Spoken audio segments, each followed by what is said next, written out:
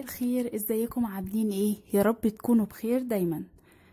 انا النهارده جايه اتكلم معاكم في موضوع برضو خاص بالهدوم. اللي هو ايه؟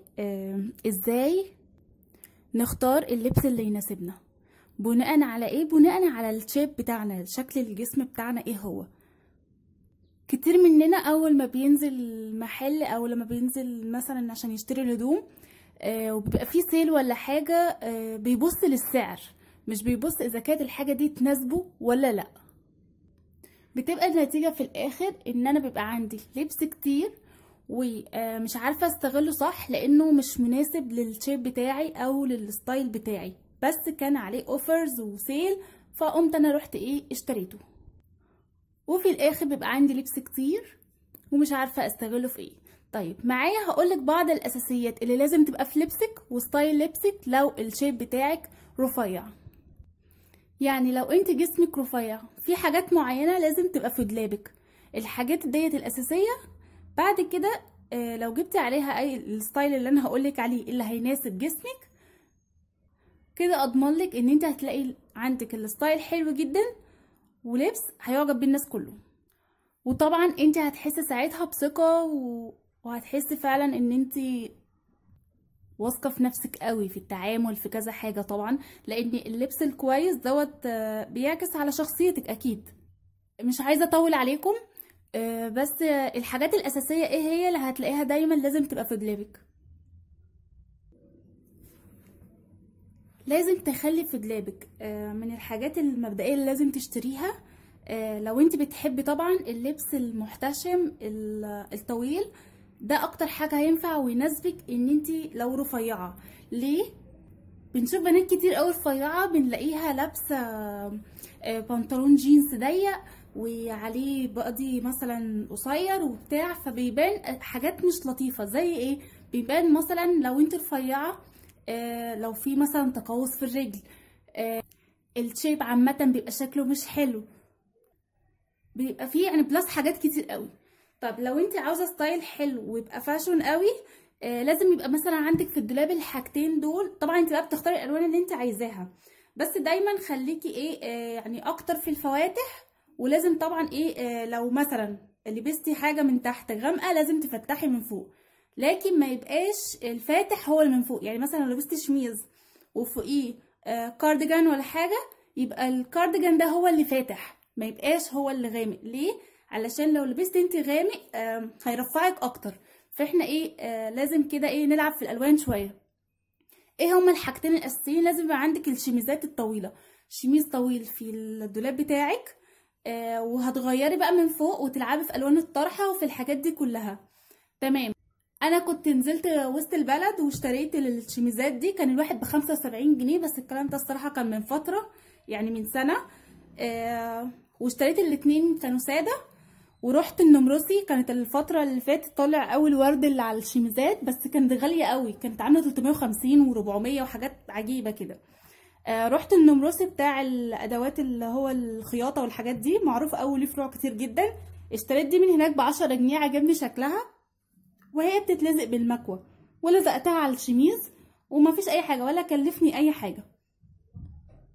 طيب يبقى انت تمام. لو انت اشتريتي شيميزات طويلة، بس طويلة ما تبقاش بقى واسعة مبهوقة، لان انا هلبس اللي فوقيها حاجة واسعة، تبقى حاجة مظبوطة على الجسم، ما تبقاش ماسكة ضيقة، لا تبقى عشان ما تبينش اي دفوهات في الشيب بتاعي، تبقى يا دوبك بالظبط اللي هو الجسم يقدر يتحرك فيها.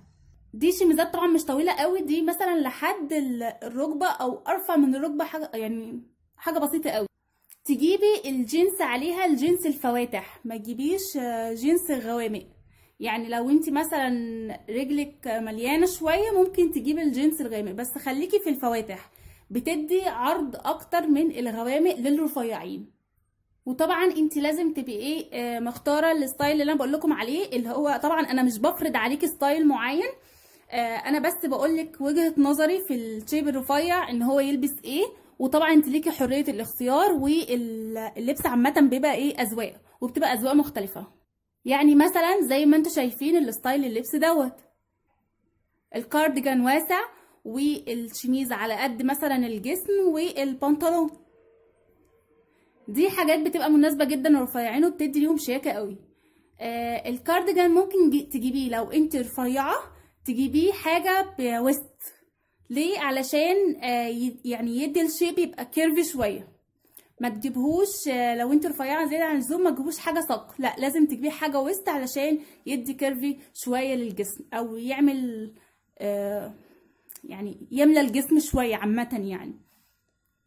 كمان البنات بتقع في غلطة كمان، الطرح. لو انت مثلا انت لازم يعني، مش عشان انا لابسه كحلي وبنطلون جينز وتيشيرت وكارديجان مثلا من فوق جراي، يبقى لازم يلبس طرحه جراي يا طرحه كحلي. لا، ما بقاش في كده. لا، انت بتنقي الالوان اللي تناسب مع وشك وتمشي مع الدرجات اللي انت هتلبسيها. يعني ايه؟ يعني انا مثلا لبست شميس كحلي وفوقيه كارديجان مثلا جراي، انا ممكن البس على فكره الطرحه موف. يعني مش لازم احصر نفسي في الالوان يا الكحل يا كذا، لا لازم ممكن العب بالالوان. ممكن البس لون مثلا نبيتي، ممكن البس اي الوان تانية غير اللي انا لابساهم، بس طبعا ايه، هيريقوا مع الدرجات اللي انا لابساها. طيب لو انت بشرتك غامقه، مش غامقه، قمحيه، اللي هو اللون السائد، ايه الالوان اللي تنفع معاكي في الوان الطرح كمان؟ خليكي في الالوان البارده. يعني ايه الوان بارده؟ يعني انا عندي الوان بارده والوان حاره والوان دافيه. الالوان البارده اللي هي معاكي الازرقات اللي هو البترولي واللون البوستاج الاخضر والحاجات دي كلها هتريق معاكي، اللي هو بقى البترولي والتركواز والحاجات دي كلها. هنزل لكم برضو صور تشوفوها زي الصور دي مثلا. دي الالوان اللي تريق معاكي في الوش بتاعك تبع لون بشرتك. بلاش برضو نغلط غلطة الطرح ان احنا بننقي الوان عشان تمشي مع الطقم، وفي نفس الوقت الالوان دي ما بتمشيش مع بشرتنا اصلا. يعني مثلا الاقي واحدة لونها خمري ولابسة لون الكافيه والاوف وايت، ما بيبقاش حلو. بتحسي ان هو بيبين مجهود وتعب الوش، ان وشك مجهد، وانك لازم علشان يليق عليكي اللون دوت لازم تحطي ميك اب وفول ميك اب بقى بالفاونديشن والحاجات دي كلها علشان يمشي مع لون بشرتك. لا، انت لو انت لبستي الالوان الدافيه مثلا او البارده اللي تناسب لون بشرتك زي الصور ديت، على فكره مش هتحتاج ان انت تحطي ميك اب او ان انت تعملي البهرجه دي كلها علشان الطرحه تليق عليكي. الجزم، ممكن يبقى عندك جزمه واحده بس على فكره تلاقي نفسك كل يوم بتجددي فيها. ازاي؟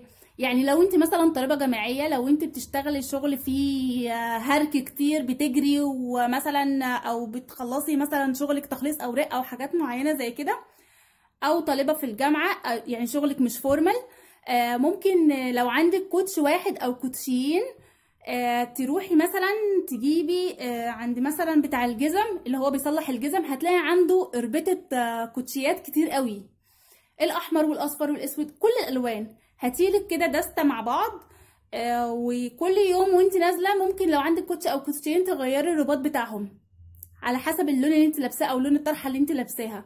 بتفرق جدا على فكره وبتدي شكل حلو جدا، ومحدش هيركز ان دي نفس الجزمه اللي انت كنت لابساها او بتاع. بس طبعا لازم نجيب الكونفرس اللي احنا هنلبسه اللي هو الكوتشي دوت، لازم نجيبه ساده خالص، ابيض ساده، هو اللي هيمشي مع كل حاجه. يعني ما يبقاش بقى فيه حاجه من على الجنب او علامه المارك الترو او اي حاجه من الحاجات دي، لا يبقى ساده خالص. اتمنى ان انا اكون فدتكم النهارده باي معلومه على حسب مثلا خبرتي الصغيره ديت، ويا رب تكونوا انبسطتوا معايا النهارده وما كنتش طولت عليكم. واستنوني في فيديو جديد ان شاء الله. لايك وكومنت حلو منكم وشير، ولو انت لسه جديده سبسكرايب. مع السلامه.